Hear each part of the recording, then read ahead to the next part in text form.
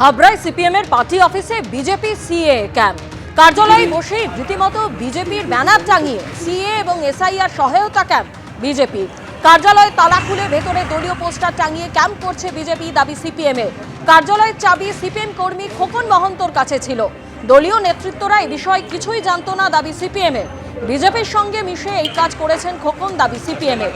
রাজ্যে ভোটেলে সিপিএম এর ভোট বিজেপিতে পড়ে, আর তাই সিপিএম শূন্য হয়, কটাক্ষ করেছে তৃণমূল। সিপিআই পার্টি অফিসে এসআইয়ের কাজের জন্য বিজেপির কিছু লোকজন ওখানে বসে কাজ করেছে এবং বিজেপির সঙ্গে গোপন আতায়াত করেছে এবং তাদের মানে হাইলাইট করার জন্য এবং আগামী দিনে সে বিজেপিতে যাবে তার আগে এই পরিকল্পনা ঘটনাটা ঘটিয়েছে। এটা কি বিজেপির হাতে পার্টি অফিস দেওয়ার একটা চক্রান্ত কি মনে করছেন? চক্রান্ত চলছে বলছে বাবা যে নারায়ণ দাসকে উনি নাকি বলেছিল যে এরকম একটা সিএ ক্যাম্প কোনো পার্টি দখল ফখল কিছুই না, মানে পার্টি অফিস দখল ফখল কিছু না, একটা সিএ ক্যাম্পের ব্যাপারে কথা বলেছিল। উনি বলেছিল যে করতে, এবার যেহেতু করেছে এবার সবাই ভাবছে যে ওটা নাকি দখল হয়েছে।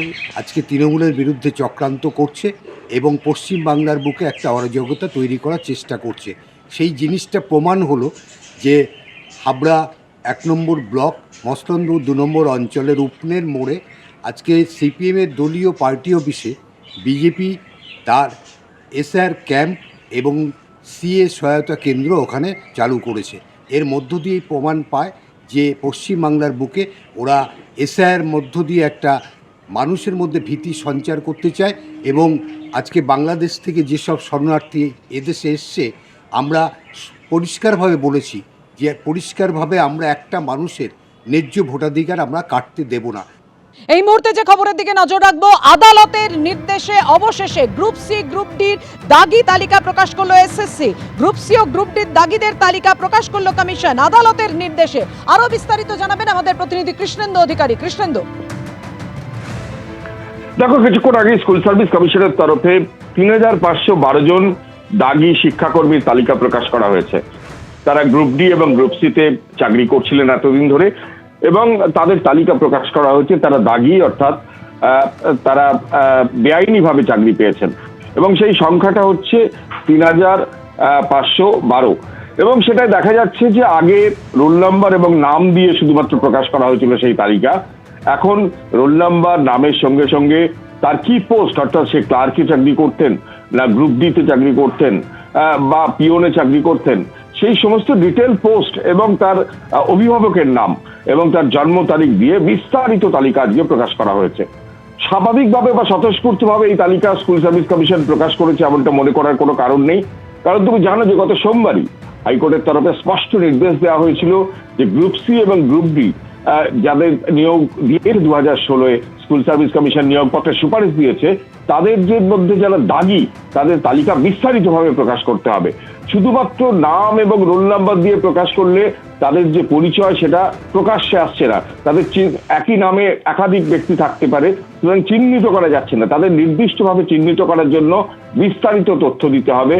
সেই আদালতের কার্যত গুটোর ঠেলায় বলা যেতে পারে আজকে স্কুল সার্ভিস কমিশন সেই দাগিদের তালিকা প্রকাশ্যে এনেছে এবং সেখানে দেখা যাচ্ছে নাম, রোল নাম্বার তো আছেই, পাশাপাশি পোস্ট এবং যে ডেট অফ বার্থ এবং অভিভাবকের নাম, জন্ম তারিখ, একাধিক তথ্য দিয়ে সেই তালিকা আজকে প্রকাশ্যে আনা হয়েছে।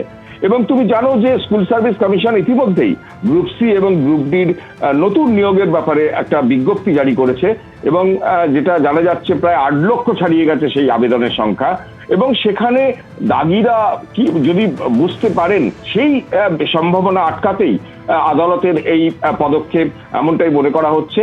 এবং যেটা আদালতের তরফে স্পষ্ট করা হয়েছে বা একাধিকবার আদালতে প্রশ্ন উঠেছে যে রাজ্য সরকার এবং স্কুল সার্ভিস কমিশন বিশেষত দাগি এবং মানে অযোগ্য প্রার্থীদের প্রতি তাদের একটা বাড়তি সহানুভূতি কাজ করছে, এটা কখনোই করা যাবে না। সুপ্রিম কোর্ট এবং হাইকোর্টে বারবার নির্দেশ দেওয়া হয়েছে এবং সেই প্রেক্ষাপটেই আদালতের নির্দেশ ছিল যে বিস্তারিতভাবে এই অযোগ্য দাগীদের তালিকা প্রকাশ করতে হবে, যাতে চিহ্নিত করা যায়, যাতে নতুন নিয়োগ প্রক্রিয়ায় তারা কেউ না অংশগ্রহণ করতে পারে।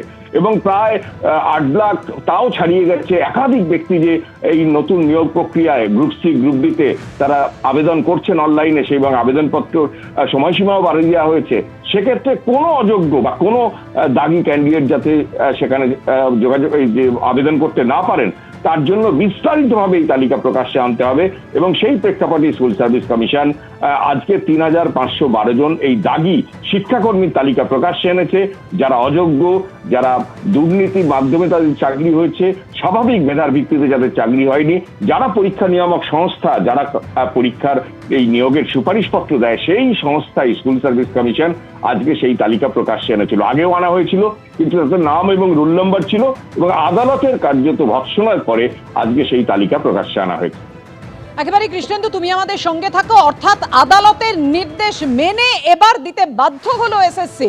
আপনাদেরকে জানিয়ে রাখি, আদালতের নির্দেশে অবশেষে দাগী শিক্ষাকর্মীদের তালিকা প্রকাশ করলো school service commission. Group C ও গ্রুপ ডি দের তালিকা প্রকাশ, 3512 জন দাগী শিক্ষাকর্মীদের তালিকা প্রকাশ করলো কমিশন। একেবারে রোল ও নাম্বার দিয়ে, যেটা আগে তালিকা প্রকাশ করেছিল, এবার অভিভাবকের নাম, জন্ম তারিখ দিয়ে দাগীদের বিস্তারিত তালিকা প্রকাশ। দেখো কৃষ্ণেন্দু, এই প্রশ্ন উঠেছিল যে একই নাম বিভিন্ন জায়গায় থাকতে পারে এবং সেই কারণে এই ডিটেলসটা প্রয়োজন, আর সেটা আদালতকে নির্দেশ দিতে হলো, বাধ্য হলো তাহলে এসএসসি। কৃষ্ণেন্দু, একদমই তাই, এবং কার্যত বলা যায় যে আদালতের গুতো এই পদক্ষেপ করলো এসএসসি।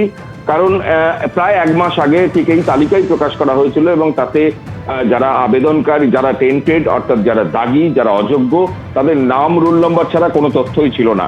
এটা একটা বিভ্রান্তি ছড়াচ্ছিল যে তিনি কোন স্কুলে পড়ান, বা তিনি কোন স্কুলে চাকরি করেন, বা তিনি কে। এই বিষয়টাকে বিস্তারিতভাবে নির্দিষ্ট করতে বা চিহ্নিত করতে আদালতের তরফ থেকে একটা কড়া নির্দেশ এসেছিল গত সোমবারই। এবং তুমি জানো যে বারবার আদালতের এই প্রশ্নের মুখে পড়েছে স্কুল সার্ভিস কমিশন বা রাজ্য সরকার, যে তারা অযোগ্য বা দাগীদের নিরাপত্তা বা সুরক্ষা দেওয়ার চেষ্টা করছে, তাদের প্রতি একটু সহানুভূতিশীল। এবং তারা যেহেতু পরীক্ষায় বসতে পারবেন না, সে শিক্ষাকর্মী হোক এবং শিক্ষকরাই হন, তারা যেহেতু পরীক্ষায় বসতে পারবেন না, তাদের প্রতি এত সরকার বা কমিশন এত সহানুভূতিশীল হবে কেন? যারা দুর্নীতি করে চাকরি করেছেন তাদের প্রতি কড়া মানসিকতা দেখাতে হবে। সেই মানসিকতাটা কোর্টের তরফ থেকে, আদালতের তরফ থেকে, সুপ্রিম কোর্ট এবং হাইকোর্টের তরফ থেকে বারবার এসছে, এবং তারই পরিপ্রেক্ষিতে এই নির্দেশ দেওয়া হয়েছিল। কারণ স্কুল সার্ভিস কমিশন ইতিমধ্যেই এই যে এসসি, এই গ্রুপ ডি এবং গ্রুপ সি, এই দুটো নিয়োগের ক্ষেত্রে বিজ্ঞাপন তারা দিয়েছে, এবং তারা অনলাইনে আবেদন চেয়েছে। লক্ষ লক্ষ আবেদন সেখানে জমা পড়েছে। জানুয়ারিতে সেখানে পরীক্ষা হওয়ার কথা, লিখিত পরীক্ষা হবে, আবার একটা নিয়োগ পর্ব হবে, এবং সেই নিয়োগ পর্বে যদি কোনো দাগী বা অযোগ্য তারা যদি ওখানে কাজে তারা অ্যাপ্লাই করেন, তারা আবেদন করেন, যারা পরীক্ষায় বসেন, তাহলে তাদের কিভাবে চিহ্নিত করা হবে? সেই চিহ্নিতকরণটা যেন আরো প্রকাশ্যে হয়, আরো স্পষ্ট হয়, আরো শারীরিকভাবে হয়, কোর্টের তরফ থেকে, আদালতের তরফে এটা স্পষ্ট নির্দেশ ছিল যে যারা দাগী, যারা অযোগ্য, যারা স্বাভাবিক মেধার জোরে চাকরি পাননি, সেই শিক্ষক হন, গ্রুপ সি হন, গ্রুপ ডি হন, তাদের তালিকা প্রকাশ্যে আনতে হবে এবং বিস্তারিতভাবে আনতে হবে। প্রথম যে তালিকা প্রকাশ্যে এনেছিল, আদালতের মনে হয়েছিল সেই তালিকা বিস্তারিত নয়, কারণ শুধু নাম আর রোল নাম্বার ছিল। এখন নাম, রোল নাম্বার ছাড়াও অভিভাবকের নাম, তার জন্ম তারিখ, এবং কোন পোস্টে তিনি চাকরি করতেন এতদিন ধরে, অর্থাৎ সেই পিওন না গ্রুপ সি না গ্রুপ ডি, কোন বিস্তারিতভাবে সেই তথ্য আজকে কার্যত আদালতের ধমককে ভৎসনার পর স্কুল সার্ভিস কমিশন প্রকাশ্যে আনলো। ধন্যবাদ কৃষ্ণেন্দু।